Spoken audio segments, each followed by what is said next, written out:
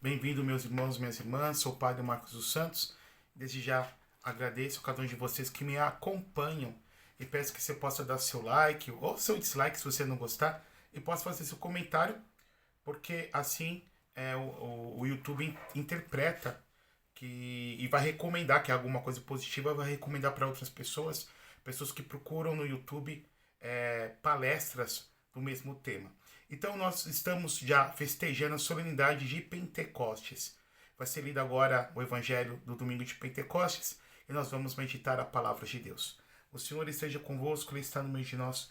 Proclamação do Santo Evangelho de nosso Senhor Jesus Cristo, segundo São João. Glória a vós, Senhor. Capítulo 20, versículo 19 a 23. Ao anoitecer daquele dia, o primeiro da semana, estando fechada por meio dos judeus as portas do lugar onde os discípulos se encontravam, Jesus entrou e pôs-se no meio deles e disse: A paz esteja convosco. Depois dessas palavras mostrou-lhe as mãos e o lado. Então os discípulos se alegraram por verem o Senhor. Novamente Jesus disse: A paz esteja convosco. Como o Pai me enviou, também eu vos envio. E depois de ter dito isso, soprou sobre eles e disse: Recebei o Espírito Santo. A quem perdoardes os pecados, eles lhes serão perdoados. A quem não perdoardes, eles lhes serão retidos. Palavra da salvação, glória a vós, Senhor. Ave Maria, cheia de graça, o Senhor é convosco. Bendita sois vós entre as mulheres, bendito o fruto do vosso ventre, Jesus. Santa Maria, Mãe de Deus, rogai por nós, pecadores, agora e na hora de nossa morte. Amém. Queridos irmãos e irmãs, nós estamos já na solenidade de Pentecostes, então concluindo todo esse período pascal. Então, em Pentecostes, o Espírito Santo é derramado sobre os apóstolos. Eu não li para vocês, mas justamente para nós entendermos o que significa a festa de Pentecostes, o que vem a ser Pentecostes. Pentecostes, que significa 50, penta do grego 50, 50 dias. E que é uma festa que tem sua origem, né, já nos povos antigos, com relação às festas agrícolas, agrárias, mas depois com os judeus tem um contorno teológico, tem um contorno justamente divino.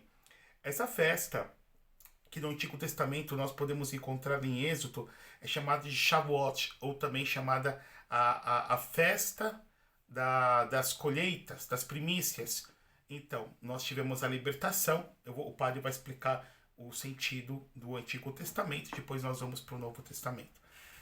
Então, nosso Senhor, então Deus havia libertado seu povo de Israel, né? Dando 10 pragas sobre o Egito. A 10ª praga era o anjo da morte passar e matar todos os primogênitos do Egito.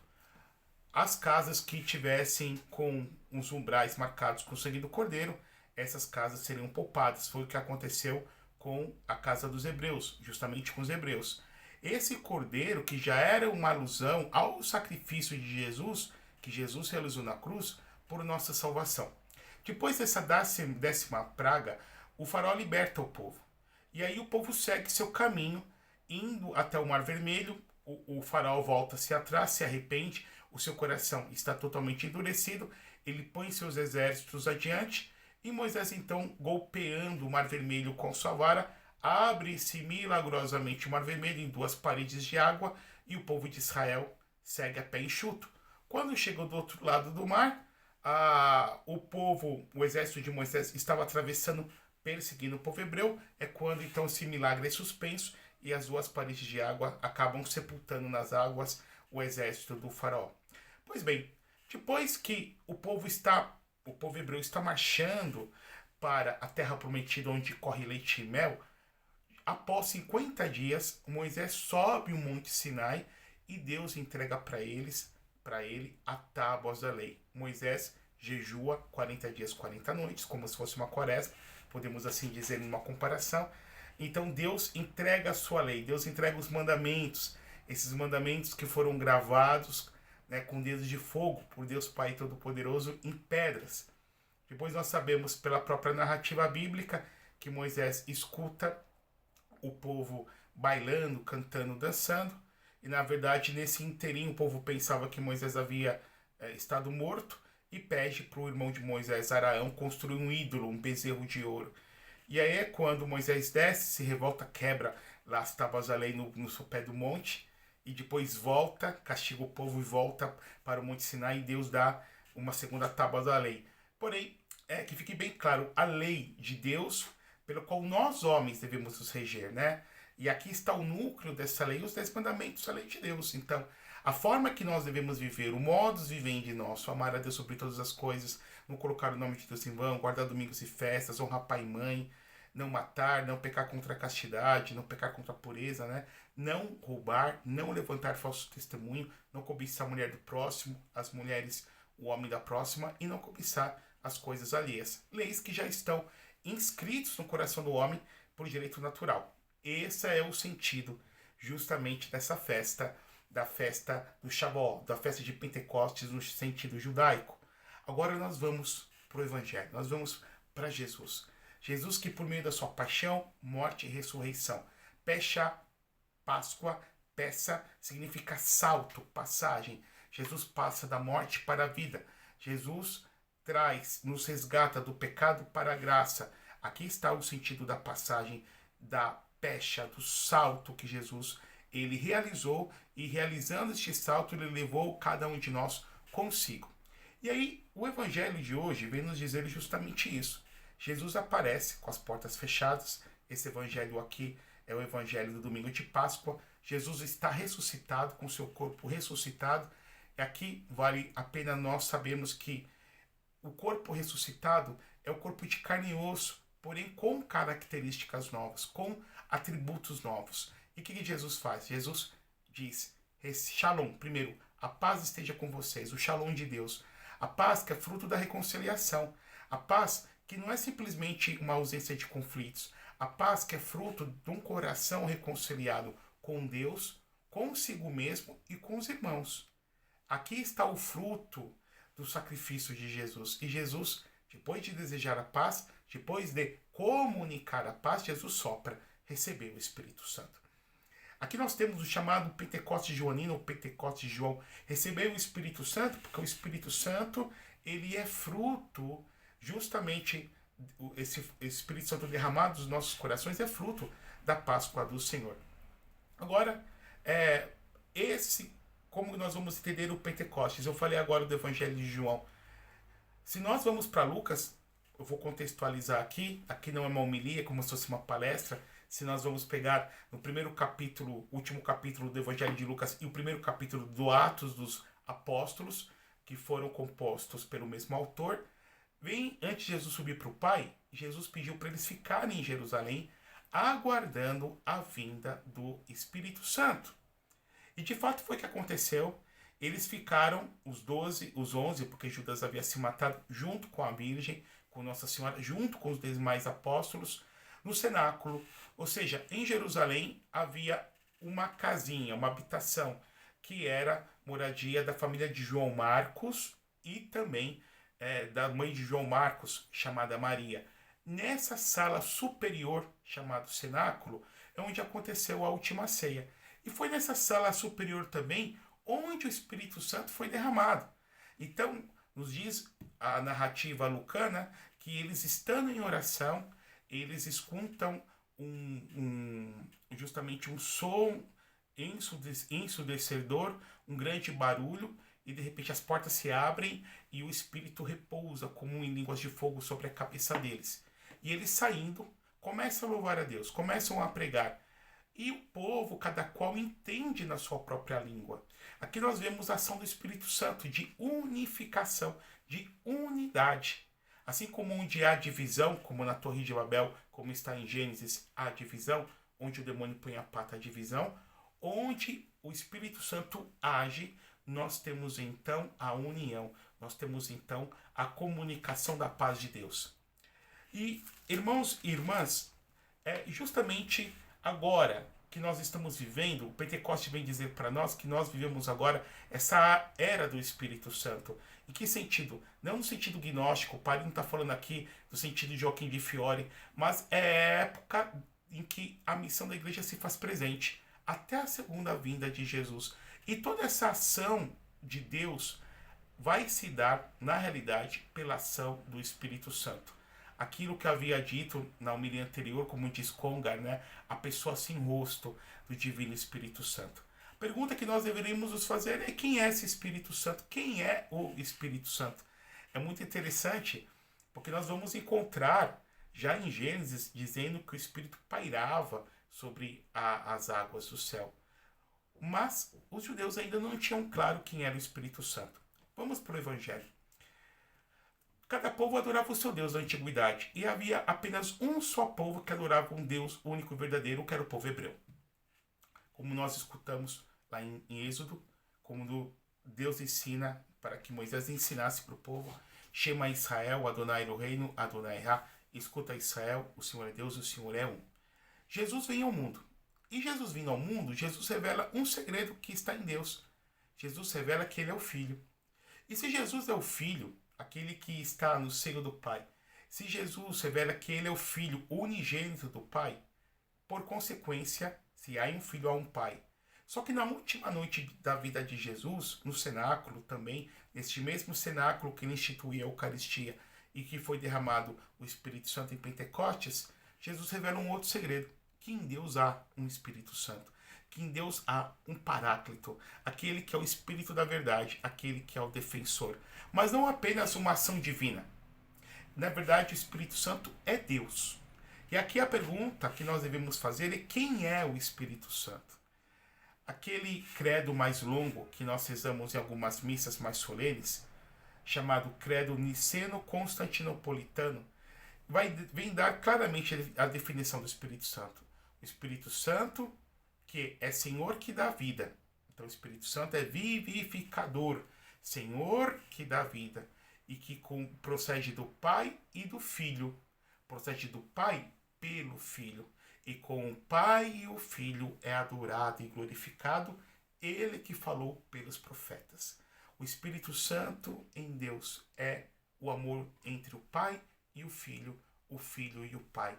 Eles que se amam num grau infinito que a nossa mente humana é incapaz de conceber, em que se dão e que se recebem, e que comungam da mesma vontade, comungam da mesma liberdade, comungam da mesma divindade, da mesma substância. Então, este amor entre os dois, que acontece em horizonte de eternidade, nós chamamos de Espírito Santo, que tem vontade própria, que tem liberdade própria. Esse Espírito Santo, quando Santo Irineu vem comentar, um grande santo da igreja, doutor da igreja, do século III, ele diz que o Pai, ele se manifesta pelo Filho e pelo Espírito Santo.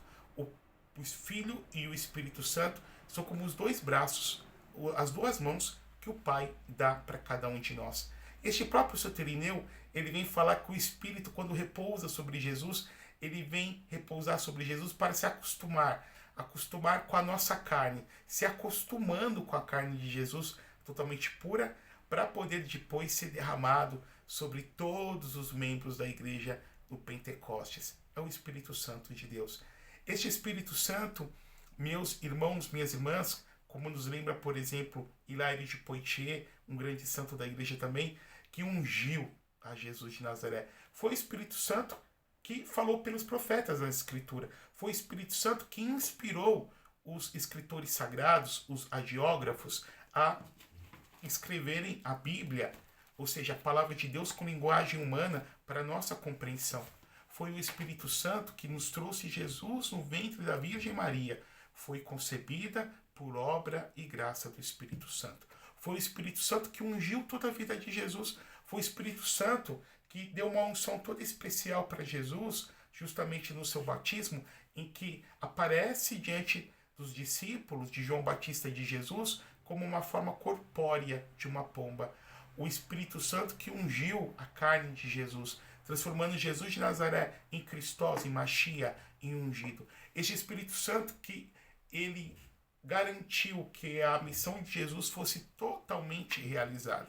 Como disse São Tomás de Aquino, esse Espírito Santo que deu força para Jesus suportar os tormentos da paixão, suportar o terror da morte e vencer a morte pela sua ressurreição. E aqui, queridos irmãos e irmãs, nós vemos a dinâmica da ação do Espírito Santo.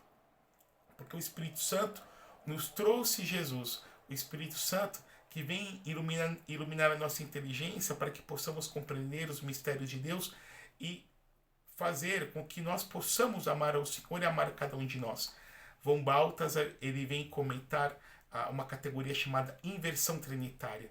O que ele vem dizer isso? Eu gosto muito de Von Balthasar, ele vem dizer que uma vez o filho voltando para o pai, aqui nós contemplamos na ascensão do Senhor, agora é o próprio pai e o filho que envia para nós o Espírito Santo. Se o Espírito Santo em Deus é fruto do amor do pai pelo filho, do filho pelo pai, agora acontece uma inversão em que o pai e o filho, é o pai e o filho que vem derramar para nós justamente esse Espírito Santo. E o Espírito Santo é que vem atualizar toda a ação de Deus na nossa vida, irmãos e irmãs.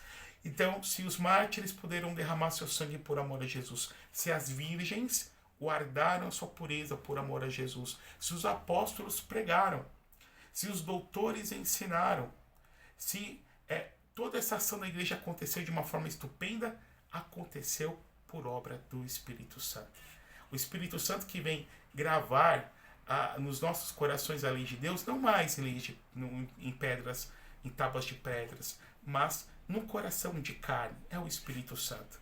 Essa atualização, quando a gente pega na homilia, por exemplo, em que Atenágoras, que foi o patriarca da época do Paulo VI, ele faz uma homilia belíssima, dizendo dessa ação do Espírito Santo, que é o Espírito Santo que realizou tudo isso, que falou pelos profetas, que deu a força aos mártires, que fez com que os apóstolos pregassem.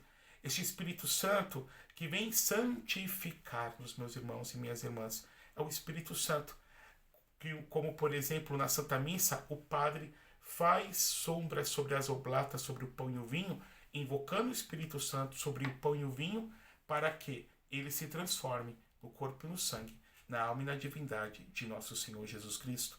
O Espírito Santo que vem agir nas nossas almas. Então, se eu tenho fé, se eu acredito, se eu tenho força de viver, se eu pequei, mas depois que eu pequei eu me arrependi de todo o meu coração, tive arrependimento, procurei um padre, tive fé, tive a esperança de ser perdoado. Se eu tenho virtude, se eu tenho atos de bondade, se eu tenho gestos de caridade e de amor, tudo isso é obra invisível do Espírito Santo, o doce hóspede da nossa alma. A solenidade de hoje é de tal importância que a igreja, por exemplo, reza uma sequência na sua liturgia. Antigamente, antes da reforma litúrgica de 1969, que entrou em vigor em 1970, começa no advento de 1969, 1970 é quando entra com força. Antes dessa reforma litúrgica de Paulo VI, a igreja tinha uma oitava para o Pentecostes, assim como nós temos uma oitava para o Natal e para a Páscoa. Ou seja, celebrávamos 8 dias como se fosse um único dia, num ato litúrgico desenrolado em 8 dias. Tamanha era a grandeza, tamanho é a grandeza da festa de hoje de Pentecostes, da solenidade de hoje de Pentecostes. O Espírito Santo que vem ser tudo isso e muito mais ainda.